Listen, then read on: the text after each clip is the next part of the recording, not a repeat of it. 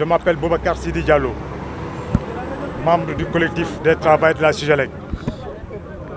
Mesdames, Messieurs les journalistes, chers collègues, travailleurs membres du collectif, c'est avec amertume doublé d'un abattement profond et un accablement total que nous avons convié à cette assemblée générale d'information et de sensibilisation face à l'indifférence de la famille Seydi par rapport à notre situation.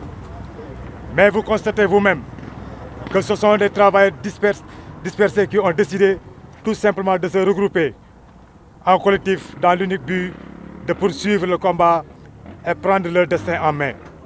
Comme vous le savez tous, la Sugelec est à l'arrêt total depuis janvier 2018 et ces travailleurs sont en chômage technique.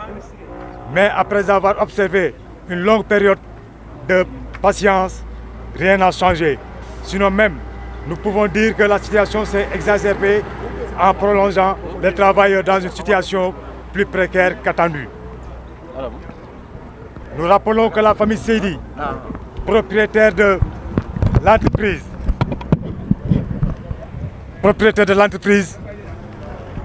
nous doivent tous 26 mois d'arriérés de salaire. Et n'oublions pas également qu'il y a des mois de salaire qui n'ont pas été payés avant l'arrêt. Depuis lors, nous avons beaucoup attendu, pensant que la situation va s'améliorer, mais nous constatons que la famille Seydi ne fait rien pour restaurer la dignité humaine des travailleurs de la Sugelec. Elles n'ont pas pu plus juger nécessaire de trouver une solution de financement pour redémarrer, ni trouver des partenaires pour l'ouverture du capital, encore moins vendre des parts et à d'autres investisseurs cession ou même liquider tout bonnement la société. Face à cette situation d'indifférence de la famille Seydi, nous lançons à l'État du Sénégal de nous venir en aide, les travailleurs de la Sugelec et leurs familles qui sont dans une situation indescriptible, sans salaire depuis plus de 2 ans, sans IPM encore moins une coopérative de consommation. Les retenues à la source opérées pour leur compte par le patron pour ces institutions ne leur ont pas été versées depuis belle lurette. Nous signalons que les travailleurs se sont toujours acquittés de leurs impôts et taxes auprès des services étatiques. Actuellement, la situation est insupportable et les travailleurs de la Sugelec sont seuls face à leur destin. D'ailleurs, les syndicats auxquels les travailleurs étaient affiliés pour plaider leur cause semblent les ignorer. En tout cas, nous tenons à rappeler à la famille Seydi que cette situation ne peut plus continuer et d'ici un délai à court terme, nous passerons à la vitesse supérieure pour qu'on nous paye notre dû. C'est en ces termes que je vais terminer mon propos, tout en invitant tous les collègues travailleurs de la Sugelec, membres du collectif, d'être plus que jamais mobilisés, déterminés et motivés pour mener le combat ensemble. Présentement, oui, nous avons un collègue décédé tout récemment, faute de moyens de soins. Parce qu'il était malade et la direction même était au courant de sa maladie, mais n'a pas fait de geste, n'a pas jugé nécessaire de faire quoi que ce soit pour notre camarade. Finalement, il a rendu l'âme. Quelles sont les démarches que vous avez Nous avons entrepris pas mal de démarches, pas mal de démarches. Des négociations ont été faites, des accords tripartites ont été pris à l'inspection du travail, la direction, les délégués du personnel et le patron de l'usine et l'inspecteur de l'usine, mais jusqu'à présent, rien n'a été fait. Nombreux sont vos enfants qui ont quitté les classes à cause de cette situation. Oui, parce que la situation est infernale. Nous avons même un problème de réinscrire les enfants pour les études. Il y a des problèmes de logement qui se posent, il y a des problèmes de nourriture qui se posent, il y a tout un tas de problèmes que nous vivons. Des divorces. Des divorces même ont été signalés par-ci et par-là. Vous voyez, c'est une situation dramatique que les travailleurs vivent présentement. Vous avez resté combien de mois sans salaire? Nous sommes restés 26 mois sans salaire. 26 mois. Qu'est-ce que vous entendez par vitesse supérieure si rien n'est fait? Nous lançons un ultimatum à la direction et à la famille Seydi. De combien de jours? D'ici 15 jours, Si nous ne rentrons pas dans nos fonds, nous mettrons notre plan en action, notre troisième plan d'action en branle. Au total, il vous doit combien? Nous irons à Dakar, à la direction du général de Dakar, pour observer là-bas une grève de la faim d'ici 15 jours, si rien n'est fait. Et ils vous doivent combien? Ils nous doivent 26 mois de salaire. Combien? Estimé à combien de... Estimé à combien? Combien de millions? Des centaines de millions. À des centaines de millions. À des centaines de millions.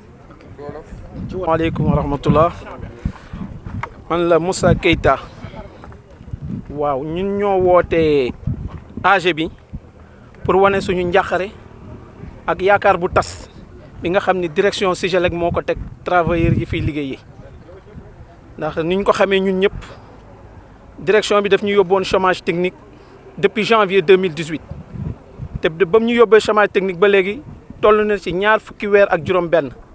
te amul benn salaire boo xam ne jox nañ ñu ko ci ñaar fukki weer ak juróom-benn yooyu ñoo ngi toog boobu ba léegi di xaar di taaxirlu mais situation bi changé wul waaw te ba mu amee tamit ñëpp xam nañ ni nit borom kër bu toog amoo loo yóbbul sa njaboot lu muy def si sa biir kër ndax ay sëy tas nañu. suñu jabar yi tas nañu rek. waaw ay sëy tas nañu xale yi mënatuñu dem école ndax amatuñ lu ñu leen inscrire ba am na sax suñu benn collègue boo xam ni. suñu borom moom na ko ndax lan ndax ñàkk xaalis bu mu fajoo waaw direction sax taxawu ko ñàkk taxawu direction bien vrai que li IPM bi moo ko waroon jël en charge IPM bi dem na ba xaalis amatu fa waaye direction bi tamit amul benn yoon bu mu taxaw suñu waajooju yal na ko yàlla yërëm. ñaar fukki weer ak juróom-benn ngeen taxaw joxul leen seen salaire yan jéego ngeen jot a def. waa jéego yu ñu jot a def bari na ndax képp kuy kilifa ci dëkk bi. ba ci présidence de la république yónnee nañ la kayit ba ci présidence bi deuxième fois ngi nii ñuy yónnee présidence kayit waaw mi ngi fii am nañu accusé de réception mi ngi fii tontu wuñ ñu benn yoon du gouverneur Thiès du préfet Thiès du kenn ñoom ñëpp yëgal nañ leen ko waaw li ñu fas yéene def mooy dérouler suñu plan d'action ndax ba ñuy tàmbali dañu amoon benn plan d'action boo xam ne moom la ñuy dérouler am na lu ñu defagum mooy def nañ fi campagne de dénonciation yaakaar naa ni presse bi ñu bëri jot nañ ci ñu ngi leen di sant bu baax ci côté boobu léegi nag dañuy demaat suñu deuxième plan mooy d'ici 15 jours fii ak fukki fan ak juróom suñ ñu joxul suñu xaalis liñ ñu amel ndakaaru lañ jëm ca direction générale ba toog fa def fa grève de la faim. laata loolu léegi ñu daal ñu auditer kër gi ndax yorin gi baaxul. audit bi moom il faut ñu def ko ala kulli haal loolu moom dañ koo exiger exigence la parce que mënuñu nangu. kër goo xam ni Sigelec muy benn ci Sénégal benn usine moo fi am buy defar pile ci Sénégal waxuma sax rek sous région bi Sénégal moom rek moo fiy defar pile moom am monopole boobu mënuñu nangu ñu toog di liggéey presque fanweeri at ñu jékki-jékki benn bés rek ñu ne ñu kër gi tëj na parce que xaalis amatu fi suñu vocabulaire Sigelec amul mévente bokk fa perte bokk fa lépp lu ñu mës a liggéey jaay nañ ko musuñu tuuri pile. ba ñuy taxaw jour bi ñuy taxaw oto yi dañoo taxaw ci buntu usine bi dugg ba suñu biir kii de production salle de production yi di jël pile yi di yóbbu commerçant yi bu njëkk ba dañ doon jël pile yi dem jaayi toog ay weer soog a fay waaye fan yi yooyu avant ñuy arrêté commerçant yi dañ doon jëw indi seen xaalis joxe ko di xaar ñu defal leen pile ñu yóbbu ko kon ngeen xam ne usine baa ngi doon dox. moo leen teg seen situation bi kan la. mais ku ñu ko teg mooy direction bi. Salif Seydi moo ñu ko teg Salif Seydi moo jiite woon Dakar. accord ak inspection régionale bu Thiès du travail accord yooyu xanaa dafa am ñu ko respecté wul.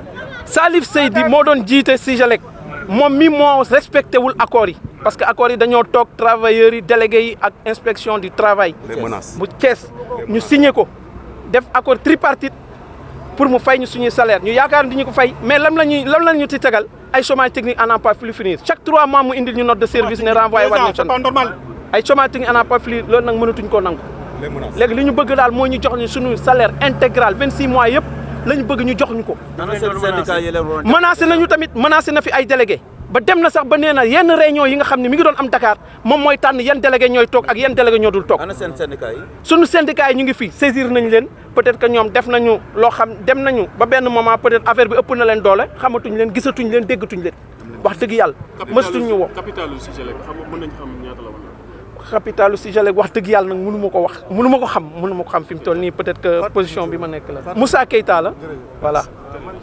asalaamaaleykum maa ngi nuyu sama mbokk Sigelec yëpp ñu fiy liggéey maa ngi gërëm ñëpp di ñaanal yàlla yëpp situation yi nekk métti na lool ndax dama accidenté woon 2006 ba léegi boobu ba léegi si usine bi fii dem naa ba ñu dagg sama tànk situation yi ma nekk nii métti na trop te am na ñu xam ni ñu ngi si ginnaaw seen famille métti na trop maa ngi ñaan ndimbal kenn ku nekk muy chef de l'État muy madame kii ñëpp ñu dimbali ndax situation yi métti na 26 mois sans salaire dafa métti lii ñu daggee sama tànk du Sigelec jëkkatuwul seen dërëm def si ay jàmbur ak samay doole ñoo ko si def ak ñii personnel bi kenn ku nekk jàpp sa dara jàppale ma ñu jéem a protéger accident de travail la woon caisse sécurité sociale si boppam moo ma jëloon en charge ñoom ñi ñëpp xam nañ ko mais benn xaalis wala benn kii ñëw na pour jox ma ni ma Sigelec moo la jox li amul. accident ban at la woon. 2006 la woon. août la woon 2006 le 8 août 2006 la woon boobu ba léegi maa ngi fiy toog di traîner wu soo ñëwee ñaan la teg ëllëg nañ ñu dimbale ngir yàlla ñu jox ñu suñu salaire ñu am si lu ñu jàpp. man Tamsir Sène laa tudd jërëjëf.